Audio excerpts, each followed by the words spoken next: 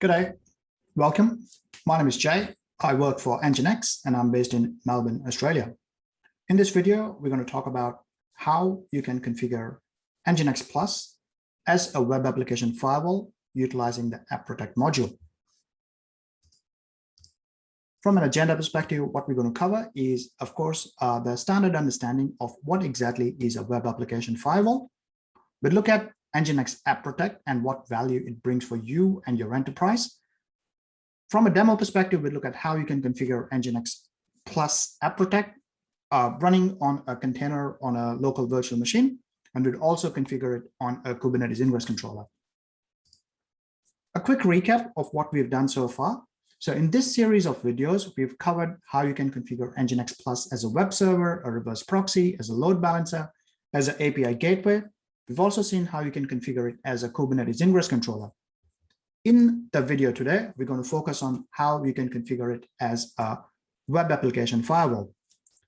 Just a point to note, NGINX is your all-in-one Ingress controller, API gateway, cache and content manager solution, which runs anywhere, essentially on any supported Linux VM, not just the logos you see on the screen. It's extremely lightweight, resilient, performant, and it is #1 web server in the world. So let's jump in and look at the understanding of what exactly is a web application firewall. So thank you, Wikipedia. And the definition goes, a web application firewall is a specific form of application firewall that filters, monitors, and blocks HTTP traffic to and from a web service. Now, there's two words you need to focus on here. One is HTTP, and two is a web service. Both of them pointing to layer 7. Essentially, it's a layer 7 firewall. With that, let's talk about NGINX App Protect. Now, NGINX App Protect is the newest application security solution from the world of NGINX. Essentially, was the first product created after the acquisition of NGINX by F5. And F5, as you know, is super strong when it comes to security. And NGINX, as you know, it's lightweight, resilient, extremely performant. NGINX App Protect inherits the best of both worlds and thus delivering a lot of value for your environment in your enterprise. Now, once again, what I'll highlight on the photograph or on the slide here is that NGINX is a web application firewall, essentially a firewall which sits much closer to your code base. You always need a firewall which sits on your perimeter, which is depicted by the dotted red line over here, and NGINX App Protect is the green line over here, sitting much closer to your code base. Now, NGINX App Protect not only protects against the OS top 10 web application security risks, but it also enables you to enforce protocol compliance. It defends against the common evasion techniques. It provides denial listing, essentially access control list. It enables you to be able to check within the cookies. It protects APIs. It also prevents sensitive data leakage using F5's data guard. Now, continuing on the value which NGINX App Protect brings to the table, of course, we ticked off the OS top 10, but what you need to focus on is the regulatory compliance. So with NGINX App Protect, it gives you the ability to go out and create specific policies based on your specific requirements.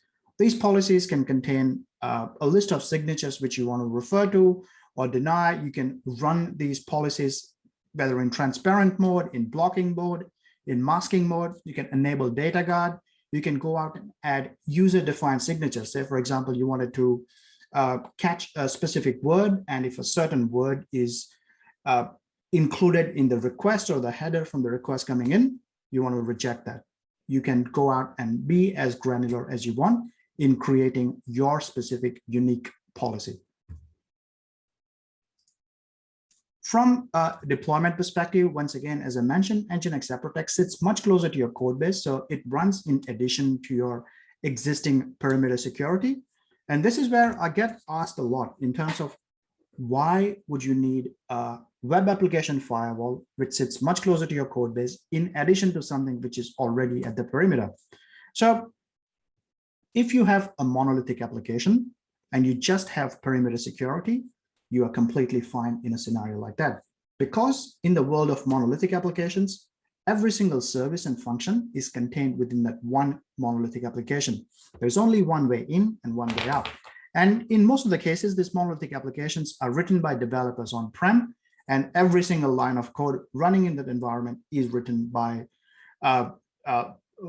those developers who are working for that organization either now or years ago. Fast forward to where we are right now. Most of the organizations in enterprise we speak to are running microservices. And what I mean by microservices is there's plenty of functions. They're split from a service or a functionality perspective. A lot of these services are not written by developers on-prem. They are inherited. Part of them are open source. Part of them runs borrowed code from a third party. And a lot of these microservices at times go out and call other microservices which reside outside that specific area. In a scenario like that, especially when not all the code running in your environment is written by your developers, you do not know what piece of information or what code is compromised. In a scenario like that, having a WAF which runs much closer to your code base is extremely essential. So say, for example, service A within your internal architecture talks to service B, and let's assume service A is running some compromised code, which was borrowed from the internet. It has capability to go out and sabotage your entire application architecture. Now, let's assume a scenario where this again comes up very often, that I go out and speak to enterprises and they're like, you know what, we've got perimeter security. However, we run microservices, but none of our microservices allowed to communicate externally. Now, I completely get that, but let's assume a microservice is already embedded within your internal architecture, regardless whether it makes a call to an external third-party service or not. But if that specific code is compromised and now it has ability to go out and talk to other applications and services within your architecture, it has ability to compromise your entire architecture and network. And that's the reason every time an internal service talks to another internal service, if you have a web application firewall, which is sitting much closer to your code base, it has ability to mask, detect, and block any malicious activity it detects, in addition to the security which you are running in the perimeter. So I hope that clarifies things a little. Now, coming back to the point on NGINX App Protect and what value it delivers. So NGINX App Protect integrates natively into your existing CI/CD pipeline. So to go out and push changes and config changes and update policies is extremely easy. Once again, NGINX App Protect is very, very lightweight, and it is agnostic to the underlying infrastructure. So you can pretty much run it on any cloud provider. You can run it on-prem. You can run it as a Docker container. You can run it in your Ingress controllers. Also, it has ability to decrease the developer burden, essentially by easy deployment. And also it creates or it closes that feedback loop much faster. So if something's not right and something's not working, or something is raising a flag, you can find it in a very short amount of time, as compared to a traditional approach where you'd have to wait for a security team to come and run some tests and then provide you feedback. At times that could take days, weeks, months, based on where and how your organization works. Talking about performance, what you see on the screen here is one of the comparisons which shows the results of performance tests against mod security. So as very clearly evident, the latency you get with NGINX App Protect is far lower than that with mod security, thus resulting in much better performance for your end users. We have conducted extensive testing on mod security, NGINX App Protect, and AWS WAF. Results and testing details are published as a study. So I'll include a link for that in the comments below so that you guys can refer to it as well. But the graph speaks for itself. So you can look at it. I'd highly recommend you to go out, pull that study out, and it actually lists the tests we have run, the type of machines we've used as well, and the payload as well. Now, hey, we're coming to the most exciting part of the session, which is the demonstration. So this is where I cross my fingers and make sure everything works as I have planned. Now, the first demo, I'd look at Kubernetes Ingress controller, and we'll implement NGINX App Protect on Kubernetes Ingress controller. Now, I'm not going to show you how to install Kubernetes Ingress controller. We've already covered that in one of the videos, and I will include a link for that as well. But what we are going to do essentially is on this specific location, which is the Kubernetes Ingress controller, on my local machine, I'm running Docker desktop, and we will implement NGINX App Protect on it, and we'll run some simple tests, see how it is. The second part of the demo, we're going to configure NGINX Plus on a Docker container and essentially run it on a VM. In my case, I'm just going to run the Docker container on my local machine, and we'll go out and run a damn vulnerable web application at the backend and go out and run a few more tests on it to see how NGINX App Protect adds value in that specific scenario. So we're going to implement the NGINX App Protect over here. But the same instance can also act as an API gateway and can also act as a reverse proxy. So with that, let's jump to the demo.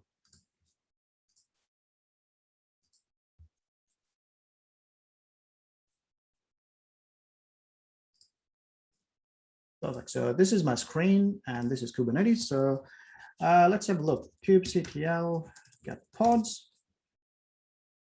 And I've already got a Kubernetes Ingress controller running, as you can see. Now, if you're wanting to run a Kubernetes Ingress controller, so this is running NGINX App Protect image in the Ingress controller already. On how to make that image and how to run NGINX as a KIC, I'll point you to the link, but I'm not going to cover that in this video. However, if I run pwd over here, you'd see that I'm already in the directory, which is Kubernetes Ingress, examples of custom resources, and WAF. Now, as I mentioned earlier, the Kubernetes Ingress controller from NGINX ships with a lot of stock standard examples. And I'm just going to do that. I'm going to run one of the stock standard examples, which is already pre-packaged with the repo which you pull. So let's do ls-la over here, and you can see that we've got a few YAML files. And I'm just going to go out, deploy each of those YAML files. But before I do that, we'll just open it and have a quick look. The first file is ap-apple-uds.yaml. Essentially, this is a user-defined signature. So app protect user-defined signature, app user signature. And what we're looking for is essentially a word Apple. Any request, or if the header contains the word Apple, we want to be able to block or reject this request. So this configuration does just that. So let's just go ahead and apply that.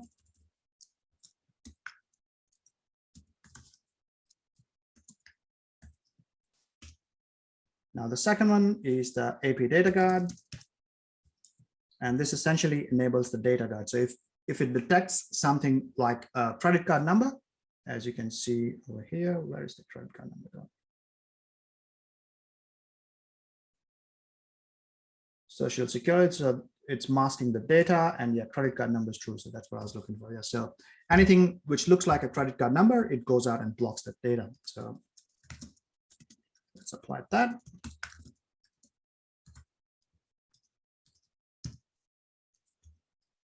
And the third config I'm going to apply is on how the logs are going to be published. So I'm just going to go ahead and do that.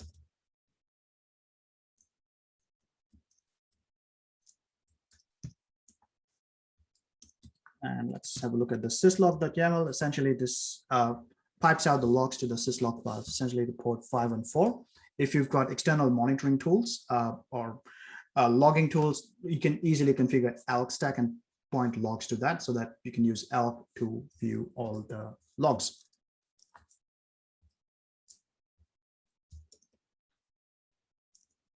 That. We've done this. Let's apply the virtual server.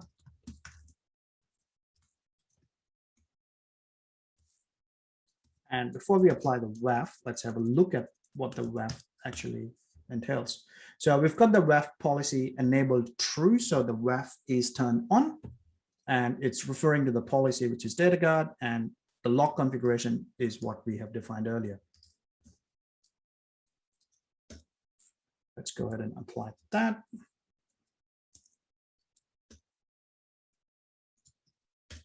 And finally, I'm going to just apply my web app. Essentially, it's just a very simple app, and it gives me basic information about the server. That is essentially my backend app.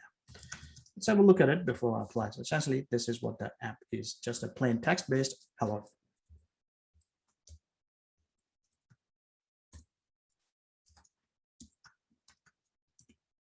And I've got all my pods running, which is exactly what I expect.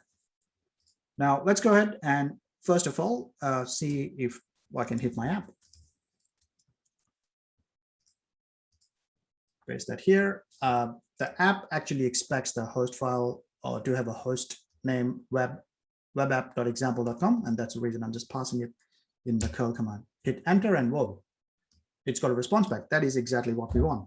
But now let's try and get a little creative and see what sort of responses we get back. Now, remember that we configured that every time it detects the word Apple, either in a header file, on a URI, or in the body, it is going to reject that. So let's try and test that. This time around, we're going to try with banana just as a URI and see, okay, it's captured that URI, which we requested is banana, and it's given us the result. We've reached the backend. It's completely fine. However, let's try and up the ante. Let's try and put the word Apple as the URI, and boom, there we go. So it is rejected. It says, please consult your administrator with your support ID. Now, when you inspect the logs would contain the specific details on what sort of attack NGINX App Protect detected and why was this request blocked. I'm not going to look into the specific logs right now in this specific video. I'll cover another video where we look at monitoring and logs. That's where we'll cover that. But for now, all you need to know is that you've got a support ID, and this information gets logged in your logs. So you can correlate this specific support ID to what reason NGINX App Protect provided for rejecting this specific request. Now, it has rejected. Let's go and try and include the word Apple in the header file and see what we get. So now, if you look at this request, I've got another custom header which says Apple, and I'm just hitting a local host. Let's try and see if App Protect is smart enough to pick this up. Whoa, NGINX App Protect is actually smart. It has picked this up and it has rejected the specific request. Similarly, let's go out and try the data card functionality and see if we can actually push a credit card number through. So I'm just going to make a simple request where I've got a few simple numbers. This does not look like a credit card at all, but we'll just pass those numbers in and see what we get back. And you can see the URI, it has already detected numbers are 1, 2, 3, 4, 5. However, let's get a little more creative again and pass in something which resembles a credit card number. Now, this is a stock standard MasterCard type number, which I've just pulled, Google searched on the internet and pulled out.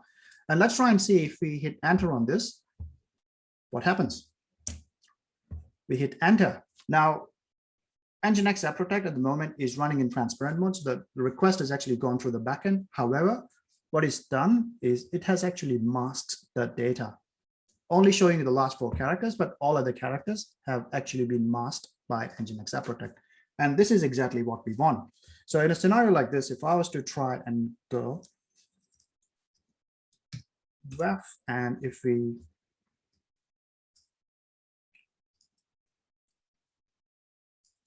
turn off the WAF, let me save it here.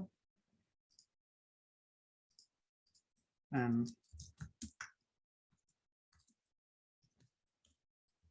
apply the WAF again and try and run a similar test again. You'd see that now the number is not masked because the web application firewall is now turned off.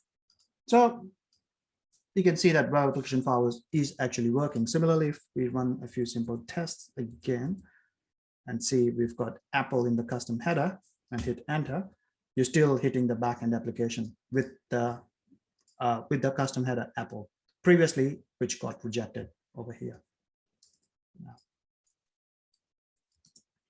let me delete all these services, and what we're going to do is now we're going to implement NGINX in a Docker container and run a DVWA, which is damn vulnerable web application, a simple vulnerable application in the backend to see how NGINX App Protect can protect a vulnerable application.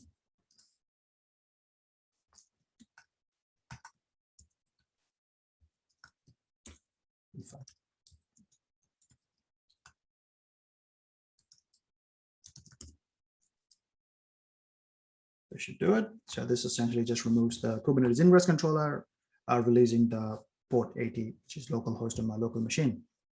Now, what I have here, and I will share a link to this GitHub repo where I've got this demo example running. And if you do ls-l over here, I've got a few files here. The only files which I have not uploaded are these two specific files, which is NGINX cert and the key. You can easily go to nginx.com/trials, get an NGINX trial, download that cert and key, and run this example.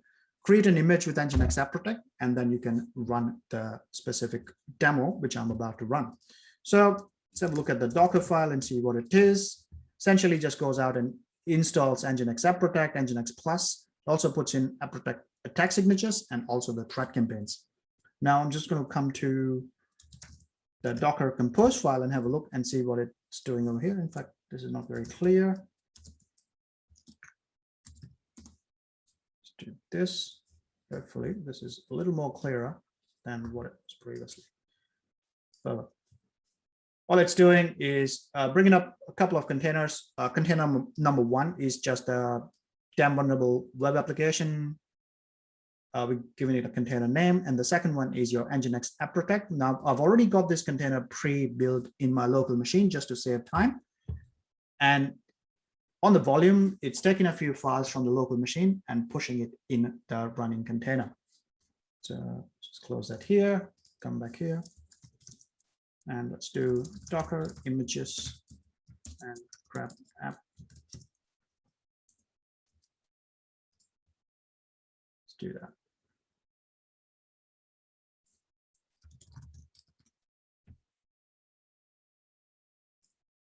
There we go. That is the App Protect image, which I created earlier. It's a dash and not an underscore. That's why it didn't work for me. Perfect. All right. So clear. Let's look at the directory again. I'm just going to go out and do compose. I've got an NGINX conf file over here. Let's look at the conf file before we go in and do anything. So in the conf file, as you can see, I've got NGINX App Protect enabled off for the / location. Essentially, when you hit the port 80, it's going to open up the application. So NGINX App Protect is turned off there. However, for a specific location, which is /vulnerabilities XSS_S, which is one of the specific location we'll look at in a minute, I've got NGINX App Protect enabled for that specific location. So let's just go ahead and run Docker compose and run NGINX App Protect. Yep, started.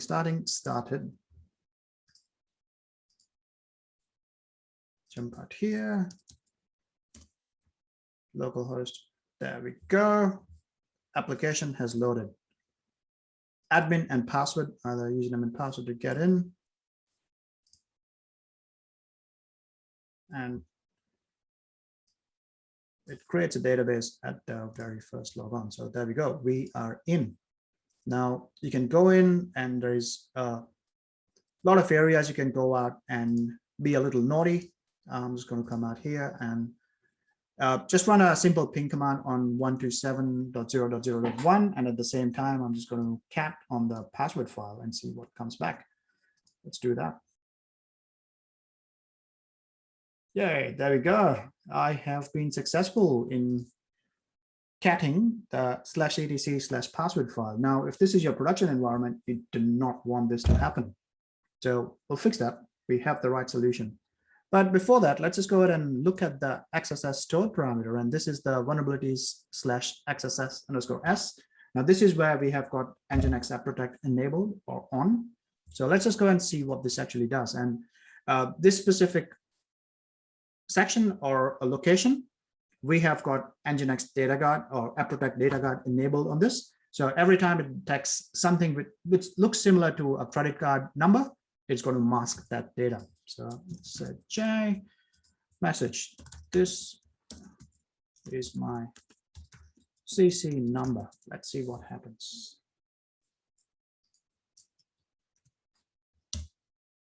Sample credit card number. Let's pick up MasterCard. Do this, do that. Type the number in and sign in the guest book. And there we go. We have been kicked back. It hasn't masked the data. It's completely blocked the request and says no cookies for you, which is what we expect. So at the moment, we've got this running in blocking mode and not in a transparent mode. So if you have it running in transparent mode, you can just go out and mask that specific data. But in my case, I'm running it in blocking mode. As you can see, it has also masked the data when I've gone back. Now, let's try and fix that command injection scenario where we don't want the endpoint or the location to be able to give out data when someone does a cat on the back of a ping command. So let's just come here, look at the files we have. And essentially what we want to do is just turn the flag on, which says enabled. NGINX.conf. Don't know why it opens down there. And we're going to come out here and where it says off, I'm just going to turn this flag as on. I'm going to save this, close it here, and go.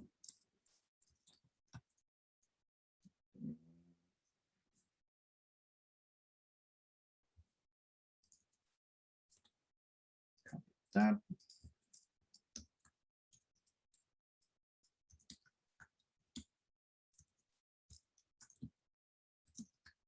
And essentially just reloading NGINX in that specific container. So it'll pull the latest file from this location, push it into the container, and apply the new configuration, hopefully. Jump back to my local host, come to home. I'm going to give it a few seconds just to ensure that the change has actually gone through. I don't have a lot of grunt on my local machine. So, and if the configuration has worked, and if I hit submit over here, this request should get rejected and you should have a support ID. Let's see what happens. And perfect, exactly as we expected. What we have is our request was rejected because it detected that there's some malicious activity happening here, and it's provided you a support ID. Now, if you go out and inspect the logs, it would have recorded exactly what's happening and why NGINX App Protect has rejected this specific request.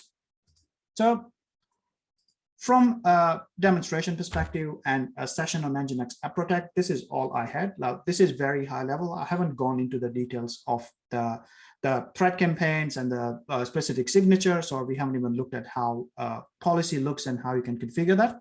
We can cover all that in the future sessions, but this session was just to give you a very high level understanding on how NGINX App Protect works, how you can configure it and run it in a simple virtual machine as a container, and how you can implement it at a Kubernetes Ingress controller as well. So with that, thank you very much for watching, and I hope to see you again very soon with a new video. Thank you.